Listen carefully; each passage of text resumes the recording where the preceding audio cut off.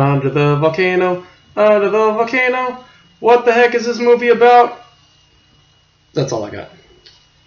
Hello there, CriterioNate here, and I could say Happy Halloween, because even though I'm not uploading this on Halloween, this is technically our Halloween episode, because it takes place on Halloween. Hello there, CriterioNate here. Number 410, John Huston's Under the Volcano. 1984, 112 minutes, color monaural, 178. So until about minutes before I started watching this movie, I seriously thought it was about a volcano. Like, I had seen it at my library, and I just swore it was about an action movie about a volcano. And I don't know where I got it from. I don't know why. I just thought it was like about a volcano, and this was like an evil guy who let it set off or something. Anyway, yeah, it's totally not about that. It is a complete and utter. I don't know what this movie's about, as I sang before to you right then. I kind of get what it's about, but at the same time, I feel like I don't have a full understanding of this movie without having read the book. I feel like the book is really integral to figuring out this movie, which I haven't read, but I'm definitely going to add it to my reading list. Sounds like a fantastic read. Sounds very, very interesting. But I'll try to summarize it as best as possible. It's based on a book by Malcolm Lowry. It was one of the greatest novels ever, apparently. And basically, I'll give you the plot. It's about a British consul named Geoffrey Furman, who's played by Albert Finney, and he's basically just a drunk, and he lives in Mexico. And the entire movie takes place in one day, which is something that I really love, that aspect. I love movies that take the course of one day. We've had a couple of those in Criterion. I mean, Night on Earth. We just had Night on Earth. It was like one night. I love kind of those real time movies, more or less. And yeah, so basically he's in a Mexican village on Day of the Dead, and this is, I guess, the day or days before World War II. It's set in 1916, I think. No, 1940. No, it must not 1916. 1940, whatever. That was Days of Heaven, which was set in 1916. 1940, whatever year, 41 or whatever year it started. But anyway, Jeffrey is just a flat out drunk. He's like, I don't think there's not like one scene where he's trying to drink something or he's drinking something. And he's separated from his wife, Yvonne, played by the gorgeous Jacqueline Bisset, or Bisset, however you wish to pronounce her name. And she tries to come back to him and help him, but he keeps pushing her away because of his alcoholism, but also because she had an affair with Jeffrey's half-brother, Hugh, who's also in Jeffrey's life. They both kind of come back and try to take care of him, and he does a lot of rambling. He just kind of goes on these random tangents, mostly under the influence of alcohol. And they take him out to dinner. He just drinks. He goes on. They take him to a Mexican carnival, and he gets on rides with his alcohol and drinks. And he's a very eccentric character. And he gets so drunk to the point where he eventually kind of just shuns. At one point, I think there's a great line about how he prefers the comfort of hell or something over his marriage with Yvonne. And Yvonne gets frustrated and leaves with Hugh. And at one point, she tries to find Jeffrey, and toward the end, Jeffrey's finds himself in a cantina, and he speaks to this little man who apparently is a pimp, and ends up giving him one of his girls, Maria, to sleep with. And when Yvonne finds out, she gets upset and runs off.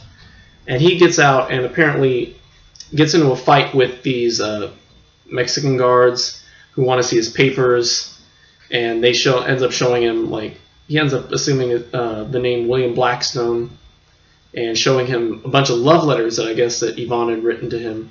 And he gets into a fight with them. He gets thrown out of the bar, and they end up shooting him, and he dies there. And I guess the shot brings back Yvonne, but Yvonne ends up tripping or like getting knocked out by a horse or something and dying, and Hugh consoles her as the rain begins to fall, and that's how the movie ends. So yeah, I really don't know what to make of this movie. It's not bad. It's not a bad movie at all. It's just confusing. It's just very, very confusing. I liked it. I thought it was okay. I don't think it was spectacular. I think watching it again will help, definitely. I think a lot of it was lost. I think, obviously doing a little more research.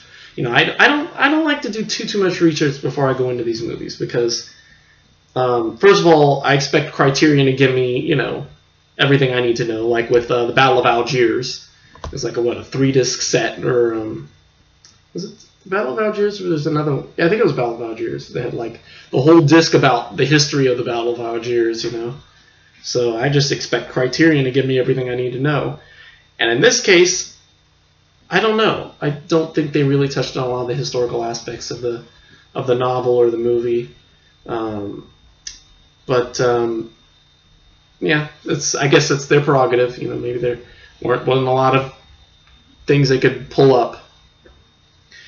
I thought, the performances were great. Finney, he was nominated for an Oscar, so he was doing something right in that movie. But yeah, it was very confusing. I just really couldn't understand, Jeffrey's motives. I guess, a lot of it is just this alcoholism. I wonder, a lot of it is because his wife had left him, and again, because she had an affair with Hugh, and I think that's what really triggered it all. That being said, maybe it's just like, someone, you could interpret it as, trying to help someone who is a lost cause, and, there's this level of Yvonne and Hugh's determination to bring Jeffrey back to, society, snap him back into reality and all that, whatnot. But at the same time, there's also, the whole war aspect too. Maybe Jeffrey could see the impending war, coming, and, just drinking himself into an early grave, because he felt hopeless. I really could not grasp a lot of that, the context of the movie. And if that hinders my review of it, then I apologize. I don't plan on giving this a bad rating, I don't think. However, my initial rating can't be great. I'm sure I will re-review this one in the future, but for now, I will give it a B. It was good. It made some sense on, just from first glance, it makes sense. But I feel like there's so much I've missed. There's so much that confused me about the movie. And again, I think there's so much that would make more sense if I tried to tackle the novel. So my initial rating is a B. Maybe some, if you feel like I'm wrong, and it deserves a higher rating, please tell me in lore. I'll be happy to re-review this one. Because again, I love the whole day aspect of it. It's the last day in the life of a guy. It's that whole aspect is really, really intriguing, and I love that. So I'd be happy to give this one another shot. Just right now, I'm giving it a B. That's all I can say. Under the Volcano is a really interesting movie. I want there to be an exploding volcano. Just not really. I get it. You know. Anyway, 2 discs for the DVD. The first disc has a bunch of audio commentaries, which of course I passed on. Trailer. And disc 2 has most of the supplements. It has a new interview with Jacqueline Bisset, which she talks about working with Houston and Benny and all that, and how Houston.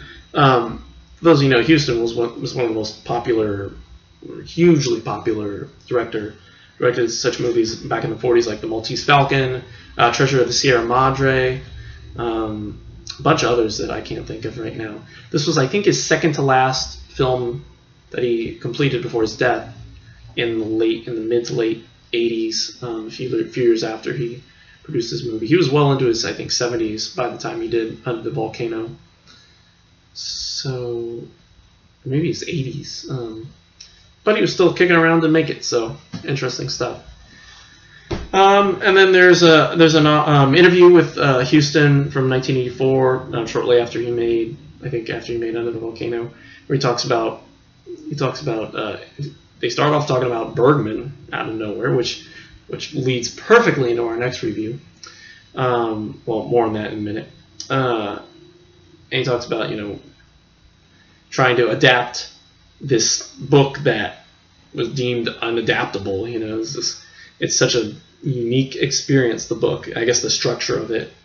I guess the structure, like it alternates between different narratives between different characters. Some of it's in like Yvonne's place, and some of it's in Jeffrey's point of view. And it's like 12. I think they split up in like 12 hours or something like that, or it's supposed to be revolve around the number 12. There's 12 chapters. So I'll have that look. So again, an interesting structure. I'm looking forward to reading it. Let's see. There's an hour-long documentary from 1984 called Notes from Under the Volcano.